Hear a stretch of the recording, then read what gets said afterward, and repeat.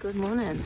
It is Saturday morning and I've just gone to the forest, a different part to what we've been walking in. We walked here last weekend, but it was really stormy last night and the air feels amazing. It's still a little bit windy, still very muggy, but yeah, it was an amazing storm. Massive lightning flashes, huge claps of them, and that shook the house. But fortunately it's dry and kind of clear at the moment, so we thought we'd come out and try and get a walk in. So the girls are very happy. But I've just got to the forest and the first thing we come across is a sign that says caution chemical spraying, which just is just so wrong. If I've got to be careful because of what they're spraying in the forest, in this, why are they spraying anything in this? It's just completely and utterly beyond me. It means obviously if they're spraying chemicals, that's on my dogs, that means it's on any of the wildlife, whatever they're spraying it on. This is all kind of like bog and like water, and things don't just stay in one place. So it's kind of got me a little bit on my soapbox this morning, seeing that sign coming over here. Why do we have to interfere? Why are we spraying chemicals? There's so many forever chemicals out there, and they're called that for a reason, because they don't go away. They collect and they move and they cause nothing but trouble. So yeah, I'm gonna do a little bit more research into it when I get home as to why they're spraying and what they're spraying. But maybe an email to the Forestry Commission to see what it's all about. But yeah, I don't know, but it's really infuriated me this morning. I watched Ocean with David Attenborough last night, the man, the myth and the legend. Anything that has his name just kind of gets my interest, because he really is a man of integrity and knowledge, and just, yeah, I mean, just everything about him is just amazing. So yeah, so I sat at home and watched Ocean. I wanted to go to the cinema and just hadn't made it, the timings hadn't worked out. They'd made it kind of a small sort of showing of it, and I wasn't disappointed. I was heartbroken. The first half, Mr. Attenborough, you literally broke my heart. I'm kind of quite well versed in what's going on in the world, probably a bit more than the average person. I don't eat fish really. Obviously it was based on the ocean, so it was kind of referring to things in our ocean, and you've probably seen it on the news about the bottom trawling. And I knew it was bad, but oh my god, the cinematography, I can't even say this morning, cinematography. Anyway, the videoing of what they were doing, of actually capturing the raping and the pillaging of the ocean floor, was just, it was disgusting. I literally cried my way through it. It broke my heart. It built relationships with you, with the close-ups of all the animals, and I've not been scared of them, but completely intrigued, seeing their crazy little eyes on some of the species, and seeing them all kind of working together. And yes, okay, there's a food chain there, but to see an abundant reef, or like an area where just all these creatures are just living in harmony, that they need each other for their survival, they're cleaning each other, they're kind of, it was just outstanding visually, and yeah, shocking. I keep saying this morning, it literally blew my brain away. It's currently on Disney Plus at the moment. I highly recommend that you go and watch it, and I'd say it's a film of two halves. It's done really, really well.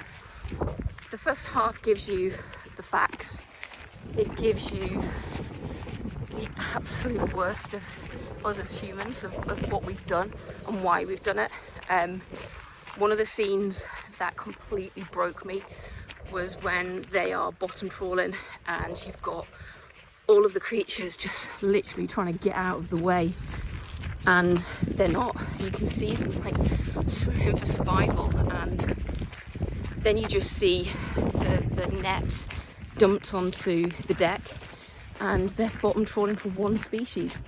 Out of that net they literally take one type of fish and then they kill the rest. The rest is just like byproduct and bycast, and they just chuck it off the side of the ship.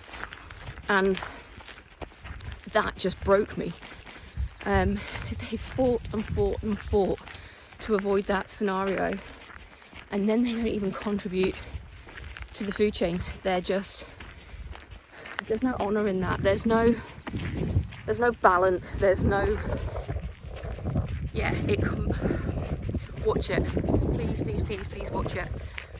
So it broke me. It literally put me at rock bottom of what we are as a species.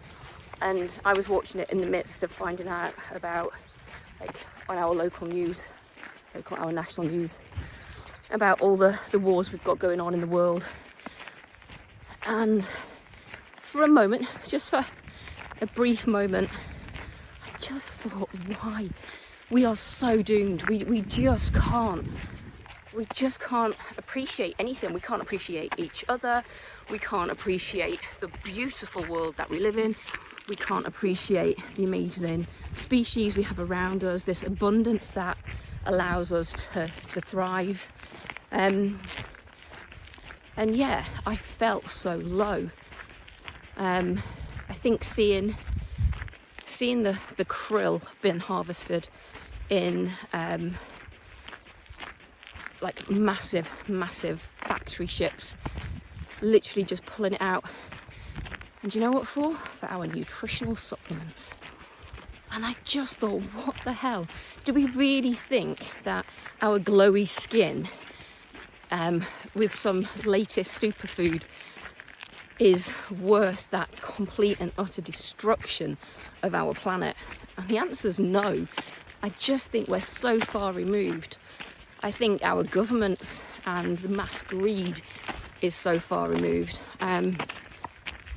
that basically we don't care. We wear plastic clothing, we drink water out of plastic bottles, we pillage the planet for oil, and then we turn it into products that are literally poisoning and killing us. Our beauty regimes, which we're sold this pattern, this promise of who we're meant to be and what we're meant to look like. So they beat us down. Society beats us down and tells us we need to be something. We need to have, I don't know, all these cars, all these houses, all these, and even without the big things, when you don't have enough clothes, and the fast fashion and all of it, the supplements industry, the health industry, it's all a lie and a joke, and it just beats you down. And then they sell us the solution, and the solution is collagen or this or that or all these things for us to get, I don't know, 5 minutes extra sleep, to look a little bit more glowy, to shortcut our lives in the fake way, because we're not living in harmony, we're not living in integrity, we're not living with nature, we're fighting against it, and it goes against everything in us. So yeah, that bit kind of got me, because it was linked to so much more. And then the film turns. Then the wonderful David Attenborough, in his completely and utterly soothing and mesmerising voice, he sprinkles magic. He fills my heart back up with joy and hope. A little bit emotional, actually, kind of crazy. Sorry, I don't know why that got to me. I am a bit of an emotional wreck, but yeah, been a bit of a weird week. And he builds you back up again. He shows you what is possible when basically we get out of the way and protect spaces and just let nature get on with it. When we stop spraying chemicals, when we stop overfishing, when we stop thinking we have to control everything, when we get out of the way and protect areas. I know that at one of the summits, they've just agreed to protect 30% of the world's oceans. And what they found is by protecting marine conservation areas, that has the most profound effect on everything else around it. That what happens, I hope you can hear me, it's a little bit windy now. What happens is it doesn't just thrive in that area, it flows out and it thrives in the areas around it. So it's not just within that protected area. It's just amazing to see how resilient nature is and how much it can improve when we stop taking everything. And I suppose the final part of it is that they're not saying to have to give up like fish or fishing, or that there shouldn't be an industry, but it needs to be sustainable. Everything needs to be sustainable. It's, if you come foraging in nature, you don't go, do you know what, I'm going to take all of that, because you don't need all of it. You don't need all of it right there and then there's nothing for you to come back to. So you just take a small part, you take what you need and you leave enough to keep growing. So you take a percentage and you let the rest kind of go so that you've got something to come back to, and we've not been doing that. So as well as obviously overfishing and overpolluting and the plastic crisis, and our oceans are literally, they've been battered by us, but also by us suddenly realising that we can change, that it's not too late, it's not all doom and gloom. We should be ashamed at what we've done, but we should be inspired to make change and inspired to do more. And that's what we need to do. We need to speak with our consumer power. We need to dig deep into only using brands that are sustainable. Stop buying krill, you don't need it.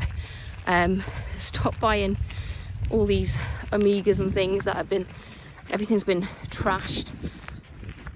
You need to put a bit of time and effort into products that you're going to use, and not just look at the price, because it's not just the price that you're paying of the actual product, we're paying for it later. And also normally those things are substandard products and they're not great for you. I mean, to see that they were collecting krill for fish farms, so you're killing natural wild animals to feed fish farms that then pollute, is just absolutely crazy. And for pet food and beauty supplements, is that worth our Arctic regions? Is that worth killing off the whales and the seals and the penguins and everything that relies on it? And if you ask me, the answer's no, it's really not. I'm just looking behind me, and this is what inspires me. I came out angry, I came out sad, I came out a little bit full of despair, and nature soothes me. She kind of guides me back through.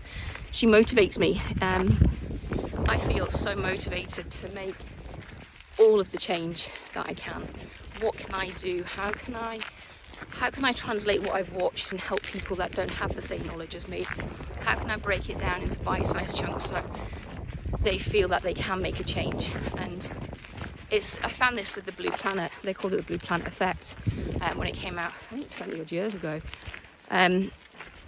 Basically people watch it and they feel complete and utter despair, and they don't know what to do, and they feel overwhelmed, and so they do nothing. And I'm telling you that just one little thing, you make one small change and it can have a massive impact, and it's so worthwhile doing.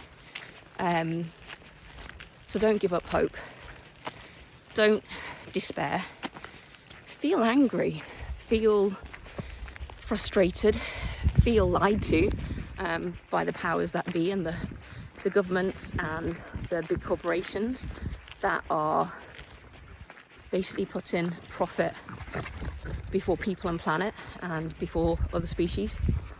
We can't live on this planet on our own. And look at it. I mean, it is pure magic. It's just wonderful. But we need to protect it. And the only thing it needs protection from, ironically, is us. If we disappeared, the Earth would be fine. If all the species disappear, we won't be fine. So by looking after the planet, we're looking after us. And I think there's a bit of a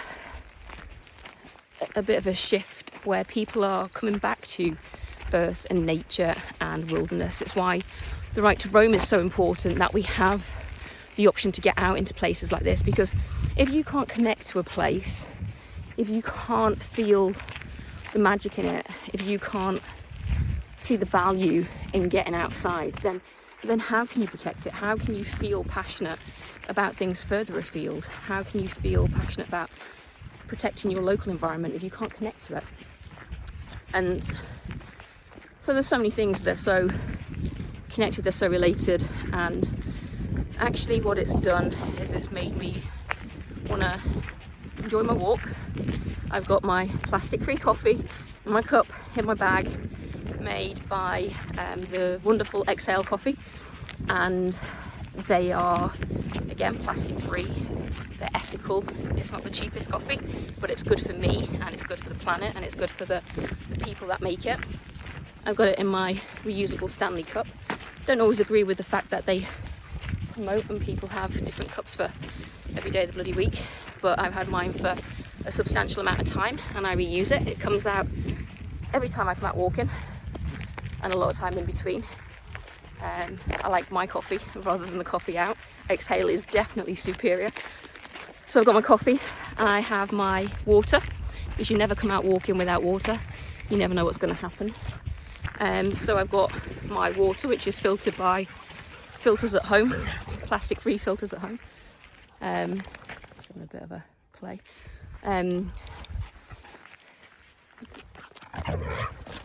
The dogs are having a bit of a... That's Tally trying to get Xena to play, and Xena's refusing. It sounds savage, it's really not. There we go.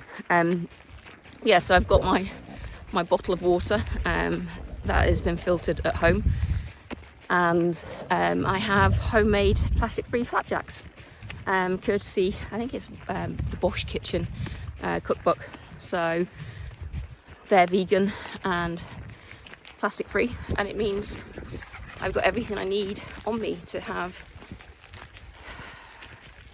a calm and gentle walk.